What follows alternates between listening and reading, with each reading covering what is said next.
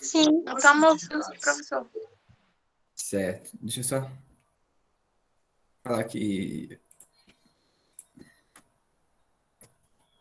uma das Micaele que não sei por que foram excluídas da reunião. Tô com preconceito com ela. Com a outra deixa eu ver. Achei aqui para falar com ela.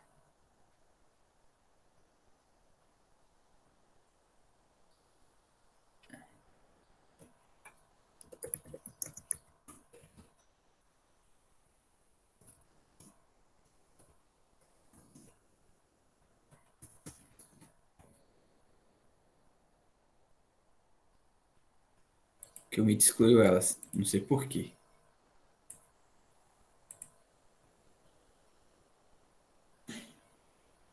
Vamos lá. Então, vou repetir algumas coisas que eu já falei anteriormente, tá? Bom, isso aqui vocês estão cansados de saber. Não preciso falar muito. Mas, para resumir, a gente sabe que a administração é o estudo e a prática das organizações, que pode ser ONG, empresa, poder público, instituições em geral. A gente sabe também que nos últimos 50, 60 anos, finalmente o meio ambiente passou a ser preocupação. Antes não era. E aí, daí para frente, todas as áreas de produção e conhecimento passaram a tentar achar soluções na questão ambiental. E aí, nesse sentido, a administração também passou a pensar em possibilidades de adaptar a organização para os debates acerca do meio ambiente. Isso é a gente está batendo muito nas nossas aulas. Tá? E aí, para isso, as organizações devem seguir normas internacionais, que a gente chama de ISOs, que é International Standard Organization, que basicamente quer dizer o quê? Uma organização internacional, não filiada a nenhum país, tá?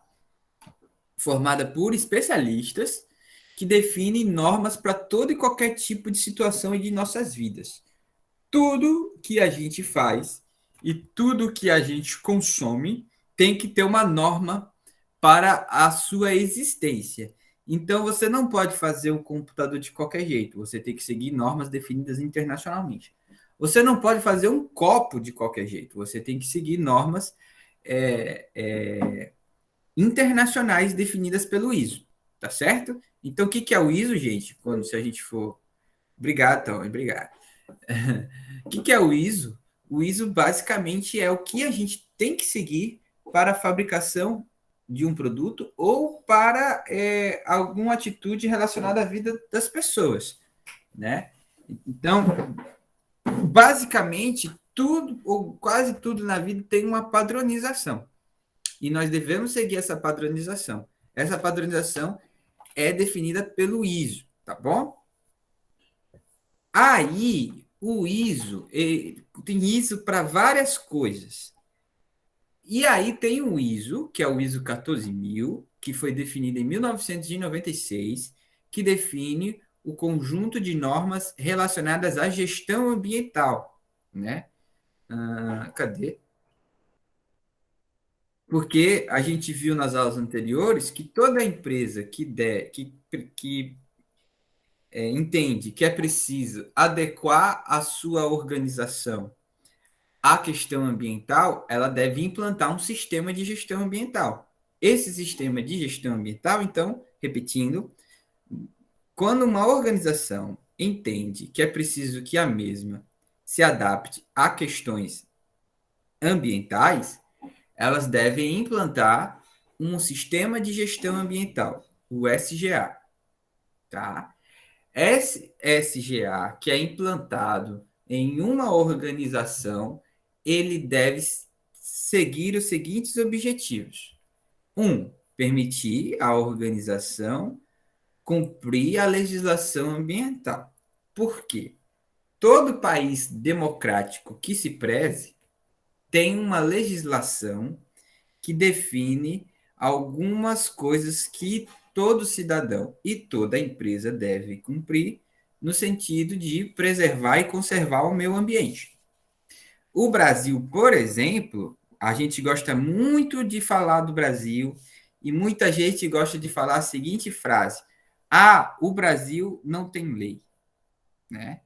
Na verdade, o Brasil tem lei sim. O problema é o cumprimento da lei. Aí já é, tá vendo? É duas coisas totalmente diferentes. Uma coisa é ter lei, outra coisa é cumprir a lei, né? Então, o Brasil tem uma das legislações ambientais mais modernas do mundo, né? O problema é a fiscalização dessa legislação, que é precária por falta de recursos, investimento e vontade, tá? Mas quando uma empresa resolve que ela tem que cumprir com questões relacionadas ao meio ambiente, aí ela implanta um SGA.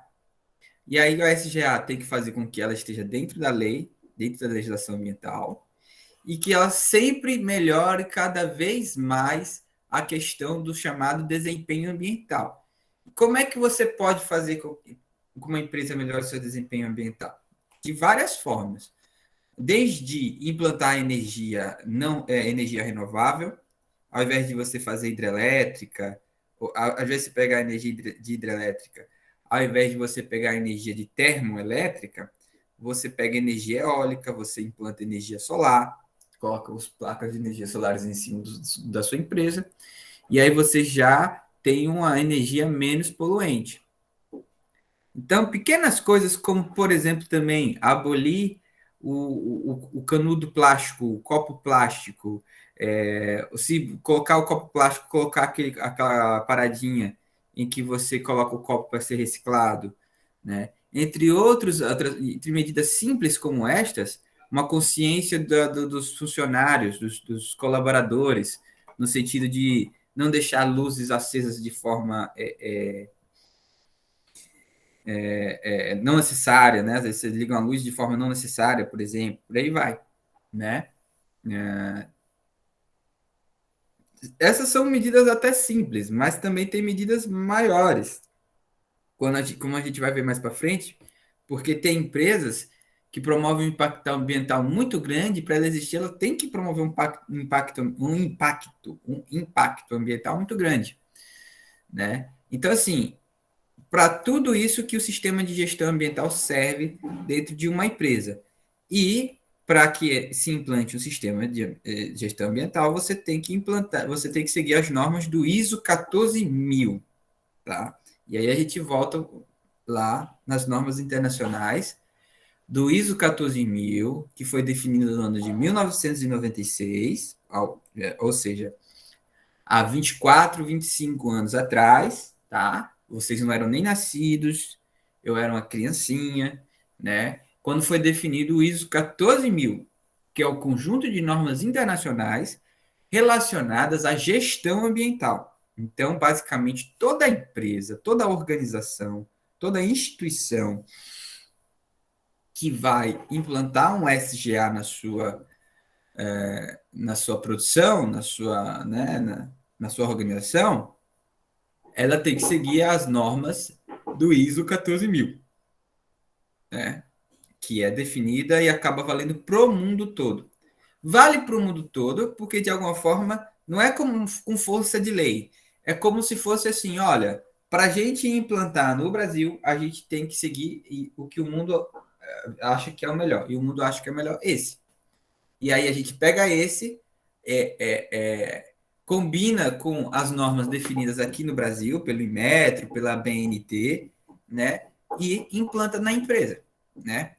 A ISO 14000, ela tem várias, vamos dizer assim, de ISOs filiais. Na verdade, o ISO 14000 é formado por várias outras ISOs, por vários outros ISOs. Esses vários outros ISOs têm especificidades, que alguns deles a gente vai ver na aula de hoje, tá? Tá dando para entender, galerinha?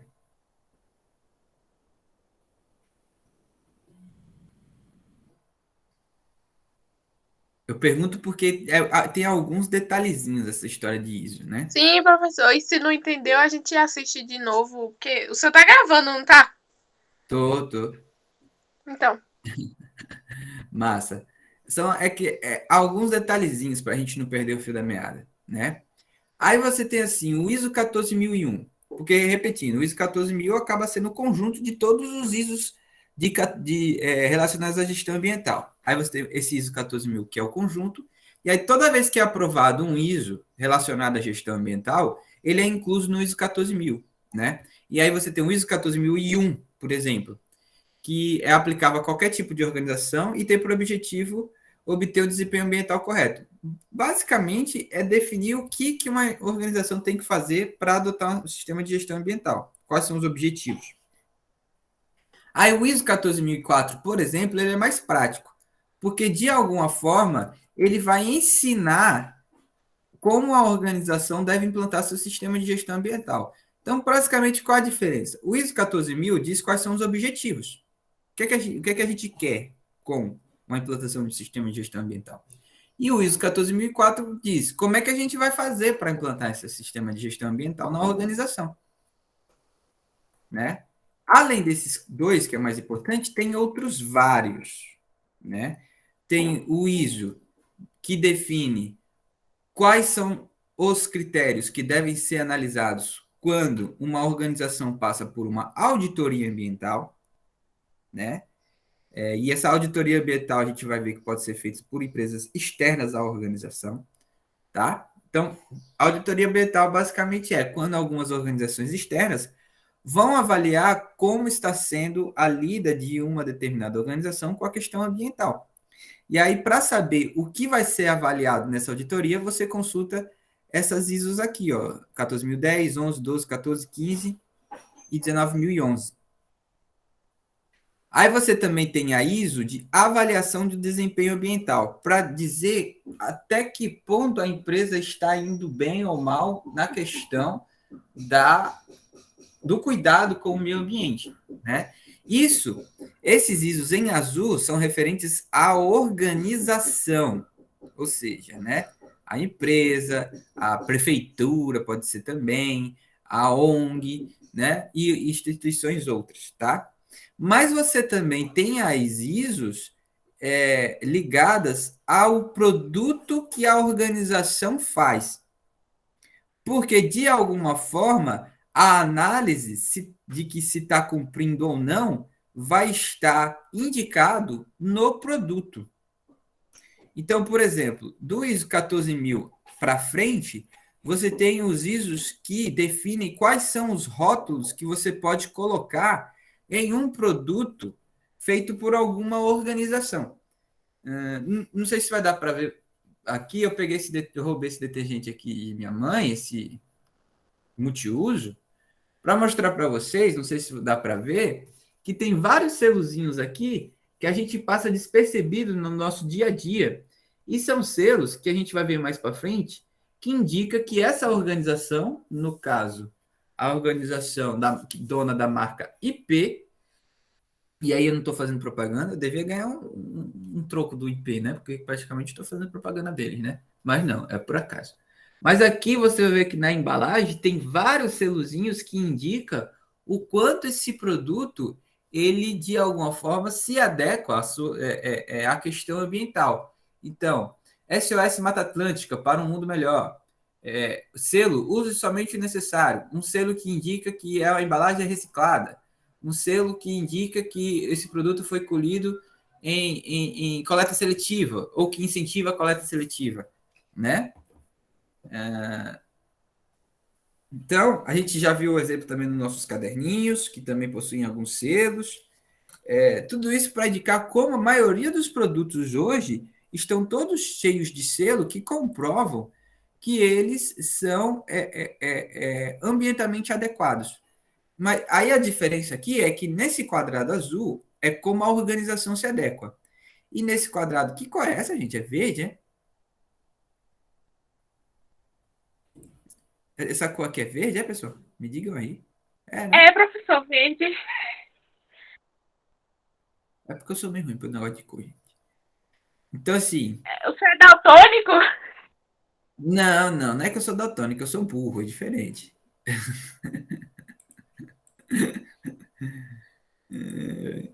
Então, assim, tem os ISOs do 14.020 que define esses rótulos. E o ISO 14.040 para frente, que analisa o ciclo de vida de um produto. A gente vai ver mais ou menos o que é isso, mas basicamente é entender como aquele produto da organização, quando ele sai da mão da organização para ser vendido, como é que ele promove impacto no meio ambiente, né?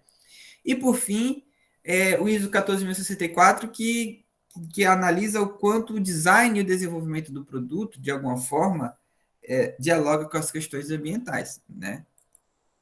Então, repare que dentro de uma organização, você tem vários ISOs na questão ambiental que, que apresenta vários detalhes que essa organização deve seguir para fazer com que seu produto seja adequado ao meio ambiente, cumpra as leis e também, de alguma forma, seja bem visto pela sociedade como um produto amigo do meio ambiente. E isso, principalmente as grandes empresas, estão seguindo corretamente porque sabem que isso é muito importante para elas. Alguma dúvida, gente?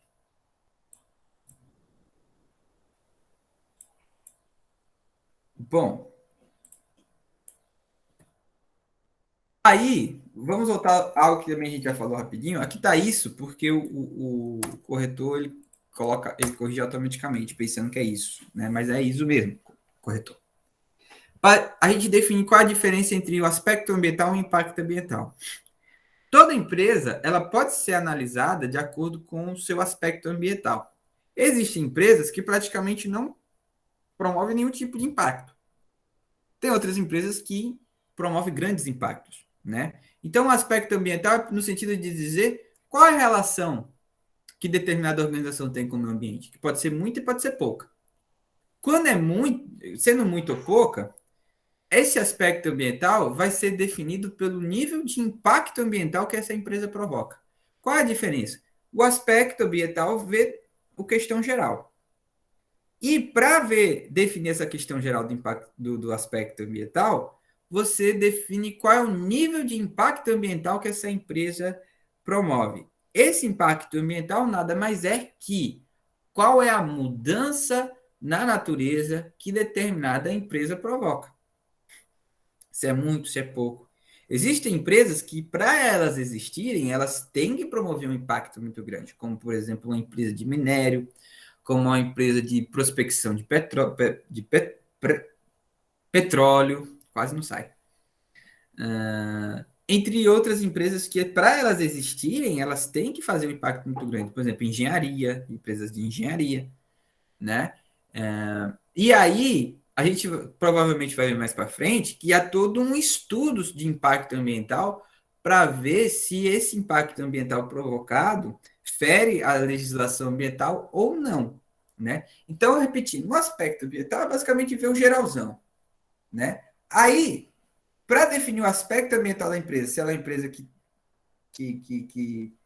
muito poluente, não poluente, é uma empresa que interfere pouco, interfere muito, você vai analisar um nível do impacto, que é a mudança que essa empresa provoca no ambiente. Né? Existem algumas empresas que elas só existem se elas puderem impactar bastante o meio ambiente. Né? Deu para entender essa diferença, gente? É porque é um pouco confuso, acho que é um pouco, vamos dizer assim, confusa. Né? Mas acho que deu para entender, né? A diferença entre o aspecto e o impacto. Basicamente, o impacto define o aspecto, né? A gente pode pensar assim, né? E, assim, é importante a gente saber que o impacto é a mudança. Tipo, fazer uma hidrelétrica, por exemplo, vai desviar um curso de um rio, né? Olha o tamanho do impacto que é. Da mesma forma que fazer um prédio é você modificar a relação com a luz do sol, fazer com que uma área de grande dimensão seja ocupada, e ali vai ter muito concreto, né? Você vai ter que precisar de muito material, poeira, por aí vai. Então, é um impacto muito grande, né? Então, diferente, por exemplo, de uma lojinha, que o impacto é muito pouco, mas ainda tem, né? Porque, assim, você tem a questão da embalagem, do produto que vem, e aí você tem que achar um destino adequado, você tem a energia que você consome, né? Mas é um impacto bem menor do que, por exemplo, a construção de uma hidrelétrica, né?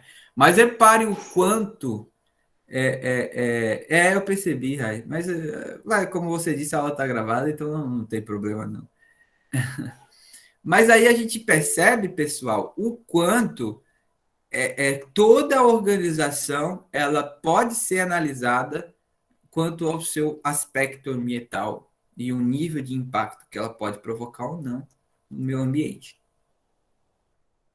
Então, aqui, esse infográfico tem lá na apostila de vocês, né? Que mostra aqui, ó, aspecto ambiental. Quais são os elementos, produtos e serviços de uma organização que podem interagir com o meio ambiente? São vários, né? E há o impacto ambiental. Qualquer mudança no meio ambiente. E é importante frisar que tem mudança positiva também, né? E benéfica, que resulte total parcialmente das atividades, produtos e organização. Por exemplo, como a gente estava falando nas aulas anteriores, um caderno desse aqui, né? Ele precisa, e a gente até discutiu, acho que foi até Rai que me ajudou, né? O quanto você tira da celulose, né? E para tirar essa celulose, você precisa. Qual é? Eucalipto. Eucalipto, exatamente. Veio o eucalipto, mas eu fiquei na dúvida. Então, assim, ó.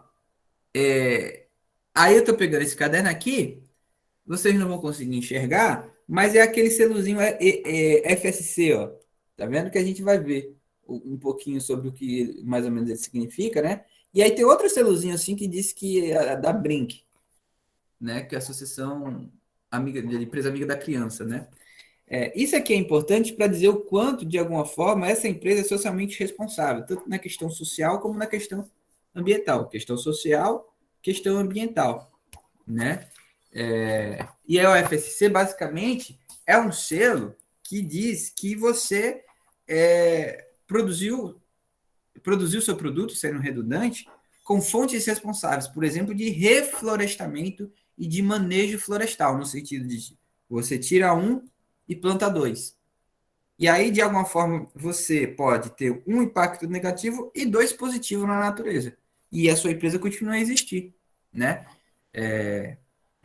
Esse é o nível de impacto ambiental. E se você prova que o impacto ambiental que você provoca pode ser negativo, mas também pode ser positivo, você consegue esse selo que faz com que o mundo todo veja que você é uma empresa qualificada na questão ambiental. Olha quantos detalhes tem a questão de você implantar um sistema de gestão ambiental na sua empresa. Sua empresa, ela pode sofrer uma auditoria ambiental, né? As regras as quais essa auditoria ambiental deve seguir estão nas ISOs 19011 de 2012 e na ISO 19015 de 2003. Então, por exemplo, sua empresa vai sofrer auditoria. Quando ela sofre essa auditoria, quem vai fazer a auditoria vai seguir os critérios da ISO 19011, que define os critérios para a auditoria de gestão ambiental. E vai seguir os critérios da AALO, que é a Avaliação Ambiental de Locais e Organizações. Então, basicamente, essa avaliação vai ver se o local onde sua organização está sediada está dentro dos ditames do meio ambiente e se a sua organização é organizada de acordo com os ditames do meio ambiente. Quem pode fazer essa auditoria? Essa auditoria pode ser mandada pelo TCU, que é o Tribunal de Contas da União, que é um órgão do governo federal que avalia a questão de se a sua empresa está pagando os impostos, se ela está pagando as multas e se ela precisa pagar uma multa caso, por exemplo, ela esteja fora dos padrões de avaliação de impacto ambiental. Empresas privadas também podem ser contratadas, inclusive pela própria empresa que vai ser avaliada, para saber se ela está dentro ou não das normas de gestão ambiental. E aí, o que é que essas auditorias apuram? Apura, por exemplo, a renovação de licenciamento ambiental que uma empresa tem que ter. Então, por exemplo, empresas como eu disse, de impacto ambiental grande, como engenheiras, empreiteiras, na verdade, né? Petrolíferas, posto de gasolina, entre outros, que tem um impacto ambiental considerável, ela tem que ter a licença ambiental garantida pelo IBAMA, pelo TCU, né? E é importante, inclusive, que ela tenha os selos para mostrar que ela está bem bonitinha na foto, né?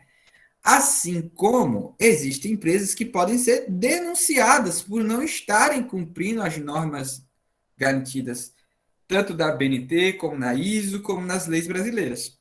E aí, quando essas empresas são denunciadas, o TCU pode convocar uma auditoria para ver se essas empresas estão dentro do assunto ou não. Estão dentro dos conformes ou não. Então, gente, olha a gente que está na área de administração, o tanto de coisa que uma grande organização, e assim, a gente tem que mirar nas grandes, né? E que a torcida é que vocês trabalhem em organizações grandes, né?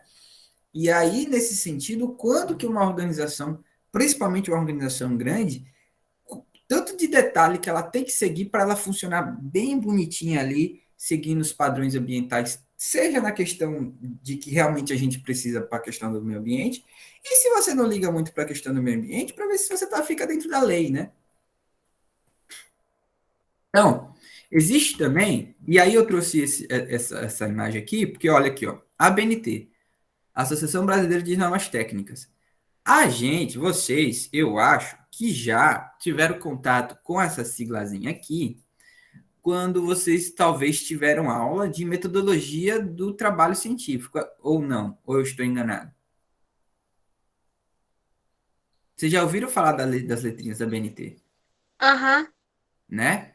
Que para vocês, no caso, eu pressuponho que é no sentido de normatizar seus trabalhos acadêmicos, ou os trabalhos que são feitos na escola, né? Então, quando fala assim, as regras da BNT, aí você tem que ir lá no Word, justificar, colocar a fonte de Arial 12, a citação você faz recuo 4, não sei o que lá, não é isso?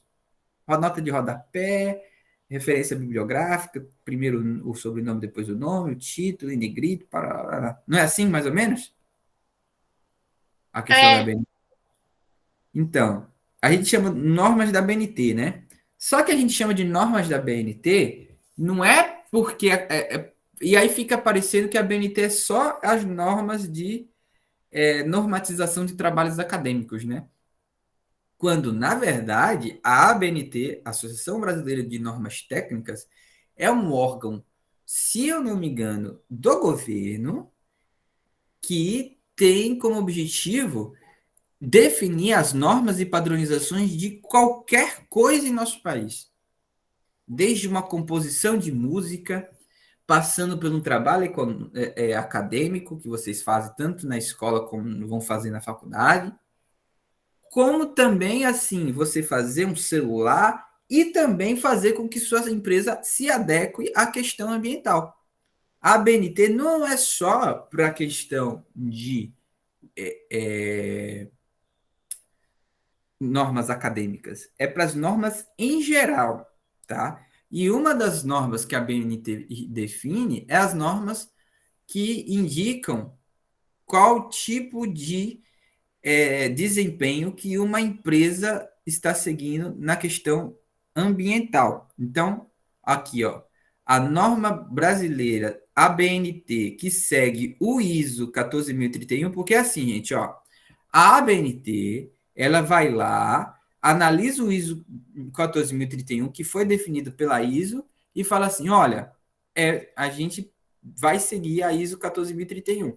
E aí ela faz um documento, basicamente, que é esse aqui dessa capa, que fala assim: ó, a gente definiu as normas de acordo com o ISO 14031, adaptando a realidade brasileira, e definiu isso na norma brasileira ABNT, que segue a ISO 14031, que dentro da área da gestão ambiental define a avaliação de desempenho ambiental. Quais são as diretrizes que uma empresa tem que seguir para estar com um bom desempenho ambiental, né?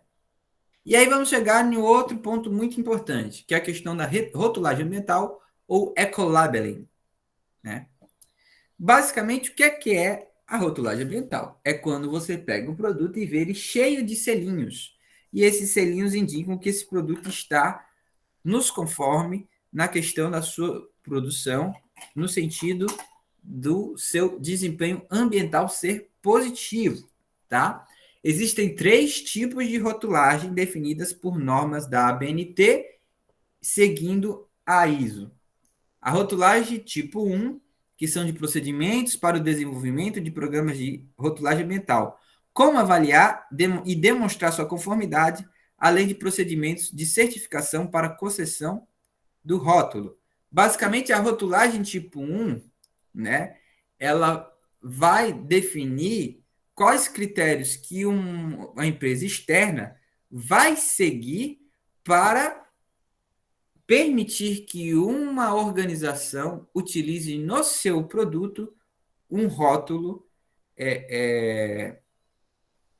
de empresa que está adequada à questão ambiental. Então, a rotulagem tipo 1 é uma empresa que analisa e fala assim, olha, essa empresa aqui está dentro dos conformes, ela pode sim colocar no seu produto o selo, sei lá, Anjo Azul, que é o que foi o primeiro do mundo lá na Alemanha, né? Já a rotulagem tipo 2 é quando que é definida pela NBR ISO 14021, é acaba definindo quais são os requisitos para que uma empresa ela peça uma rotulagem, né? Então uma empresa para ela falar assim, olha, eu quero um rótulo X, então para eu ter esse rótulo X, eu fiz isso, isso, isso, isso, aquilo. Se ela provou que fez isso, isso, isso e aquilo, aí ela já está apta a ter uma rotulagem. E a rotulagem tipo 3, que é definida pela ISO 14025, ela já é mais complexa, porque ela inclui a ferramenta de avaliação do tipo, avaliação do ciclo de vida. O que isso significa? Significa que não é na organização que vai ser feita a avaliação se essa empresa vai ter um selo ou não. Mas é no produto, a partir do momento que esse produto, inclusive, sai da empresa para ser comercializado. Então, por exemplo, qual vai ser o impacto que esse multiuso, a embalagem desse multiuso e o próprio multiuso vai fazer quando ele estiver na mão do consumidor? Se é feita uma avaliação do ciclo de vida desse produto e se percebe que esse produto está conseguindo diminuir ao máximo o impacto ambiental que ele pode provocar, aí ele pode receber a rotulagem de tipo 3. Então, vamos resumidamente, rotulagem tipo 1. O que é que eu vou analisar na empresa? Rotulagem tipo 2. O que eu, como empresa, vou fazer para conseguir uma rotulagem? E a rotulagem tipo 3 é o que o meu produto precisa ser para que, durante todo o ciclo de vida, ele possa ser o menos poluente possível. E aí, vamos lá. Rótulos ecológicos do tipo 1. Esse aqui, o selo Anjo Azul da Alemanha, foi o primeiro da história, o primeiro rótulo da história, né? Aprovado lá em 1978. A ABNT tem um selo específico, olha aqui, ó. Toda empresa que vem com esse selo aqui da ABNT, significa que a ABNT analisou e falou assim, porra, esse produto tá top na questão do meio ambiente. Pode botar esse selozinho aqui. E aí você vê que cada país define um selo. Ó. A União Europeia tem seu próprio, a Austrália tem. Então, talvez, por exemplo, vamos supor que você compra um produto dos Estados Unidos. Se esse produto tiver nos conforme na questão ambiental, ele vai vir com esse selo aqui, ó, o Green Seal. Rotulagem tipo 2, o maior exemplo que a gente utilizou nas nossas aulas, que é o selo FSC, que está presente principalmente no caderno, que basicamente significa o selo do Conselho de Manejo Florestal, ou Conselho de Gestão Florestal. E aí, repetindo, aí eu só lembro de Rayane, que me ensinou que é eucalipto. Por quê? Quando tem o FSC, como nesse caderninho aqui, significa que essa empresa aqui, no caso a Jandaia, e eu fazendo propaganda novamente de empresa, né, sem ganhar nada, ela foi lá e fez o quê? o reflorestamento dos eucalipto, perdão, hoje eu estou todo errado na hora de falar, do eucalipto que ela utilizou para fazer o caderno, né? E aí, essa empresa internacional analisou, ou a Jandaia foi e mostrou para eles, olha aqui, gente, como é que a gente faz? Seguiu todas as normas do ISO, que diz o que tem que fazer para ter um selo, e aí a FSC, que é um organismo internacional, que verifica o quanto as empresas que dependem da floresta para viver estão fazendo com a questão do reflorestamento, ela foi lá e falou, não, a Jandaia está de boa, então pode botar o selo FSC nela, assim como todos os cadernos e produtos de papel. Se tiver o FSC, ele está bem na foto. E aí é um exemplo de rotulagem ambiental tipo 2. E aí tem um rotulagem ambiental tipo 3, ou selos verdes, que consiste em enunciados públicos de dados quantificados acerca do produto e que facilita a escolha dos consumidores. E aí, repare, porque, por exemplo, você compra uma geladeira, né? Você vai vir com esse selo aqui. Esse selo está explicando aqui tudo que faz com que a gente possa dizer que essa empresa ela está com o gasto mais eficiente possível de energia. Isso quer dizer o quê? Que ela está gastando o menos possível. E gastando menos possível, você consome menos energia, por exemplo, hidrelétrica, fazendo com que esse produto seja mais qualificado na questão ambiental. Então, repare, esse produto aqui está no B. Então, ele quase conseguiu nota máxima na questão de eficiência. Né? Então, se você compra um produto e aí está B ou A, ele é top. Ele gasta menos energia possível. É bom para o seu bolso e é bom para a natureza. Quando você vê o selo de energia aí já está bem preocupante a situação desse produto. Né? E aí talvez isso seja importante, inclusive, na hora de você comprar o produto. Né? Se você vê aqui o B, você fala, porra, tá massa. Se você vê o E, fala, vai gastar mais. Isso só foi possível o quê? Repare, quando é que a gente vai saber que esse produto gasta mais ou menos energia? Não é na fábrica nem na loja, é na nossa casa. Ou seja, há uma análise do ciclo de vida desse produto. Enquanto esse produto existe, qual é o impacto ambiental que ele provoca? Ele gasta mais ou menos energia. Se ele gasta menos energia, aí você bota esse selo no produto e coloca aqui B. Significa que ele está gastando menos, sendo mais eficiente na questão da proteção do meio ambiente. Tá? Aqui, nesse gráfico, indica a questão do ciclo de vida. Então, olha aqui. Extração de matéria-prima, né? Sua produção, seu transporte, a sua transformação, a sua aplicação e a reciclagem. Isso tudo é analisado na hora de você dar um selo ou não em um produto. Então, por exemplo, pelo que eu entendi, esse selo aqui é o do petróleo, que é extraído. Quando o petróleo é extraído, você já faz análise. Quando ele como é que fala? Manejado, transformado para ser utilizado, você já faz uma outra análise, como é que se faz a transformação. Na hora que ele é transportado, você tem que fazer mais uma outra análise para ver se ele está sendo transportado de maneira adequada ou não, com todos os cuidados. Quando ele novamente assim manejado para que ele seja aplicado, por exemplo, na gasolina de um carro, é outra análise. No próprio carro, você faz uma análise também, se esse carro, por exemplo, está com escapamento de forma que ele emita menos gases poluentes na atmosfera possível, né? E gasolina também é algo que se recicla, né? Então, por exemplo, se você prova que, por exemplo, o combustível que você utiliza foi reciclado de alguma forma, você tem grandes chances de ganhar um selo verde e dessa forma sendo mais bem visto na sociedade, né?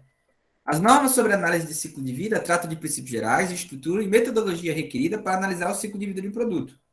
Quais são as metas, quais são os objetivos que o produto tem, quais são os impactos que esse produto produz no ambiente natural, Como ele pode melhorar, né? Como esses impactos podem ser reduzidos. E eles também são definidos por ISOs específicos. ISO 14040 e ISO 14044. O 40, análise do ciclo de vida, seus princípios e estruturas. E o 44, quais são os requisitos e o que você deve fazer para que seu produto seja o menos poluente possível enquanto ele estiver por aí, na mão do consumidor, por exemplo. Né? E aí, para fechar, gente, a gente está vendo mais a questão ambiental. Mas as empresas no Brasil também possuem selos na questão social, no sentido de dizer o quanto essa empresa, por exemplo, ajuda no combate da pobreza, combate ao analfabetismo, incentiva a educação. E, conforme o tempo vai passando, eu acho que a gente trabalhou isso nas primeiras aulas, está se percebendo o quanto a diminuição da pobreza é essencial para a proteção do meio ambiente, né? Então, quanto mais uma empresa também se apresenta como responsável socialmente, no sentido de incentivar a educação, evitar doenças, patrocinar pesquisas, e por aí vai, usar produto, por exemplo, responsável ambientalmente, produzido por cooperativas e organizações mais pobres, ONGs e por aí vai, essa empresa também pode ser rotulada de forma positiva, né? E isso também tem um ISO específico que define, que é a ISO 26000, né? Que também estabelece diretrizes para responsabilidade social, né? A ISO 16001 também está dentro dessa perspectiva, que também indica como a empresa também pode ter responsabilidade social, né? E o Inmetro, que é esse instituto público brasileiro que define questões de normas, também é aquele que define quais são as normas que a gente pode seguir na questão social. Então, por exemplo, tem esse selo aqui que tem no módulo de vocês, na apostila de vocês, que se uma empresa tem esse selo, indica que essa empresa, por exemplo, ela nos seus carros, ela utiliza biodiesel. Biodiesel, inclusive, que pode ser retirado de mamona ou de outros elementos que podem ser colhidos por cooperativas de pessoas pobres, por exemplo. Mostrando que essa empresa, além de ser amiga do meio ambiente, é amiga da sociedade, no sentido de fazer com que a sociedade seja mais justa. E repetindo, uma sociedade mais justa também é uma sociedade mais adequada na questão ambiental.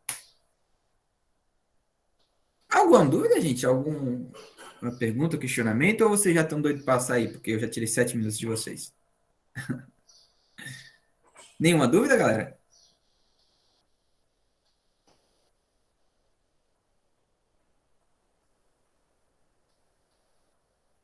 Então, gente, até semana que vem com a atividade. Pode ser?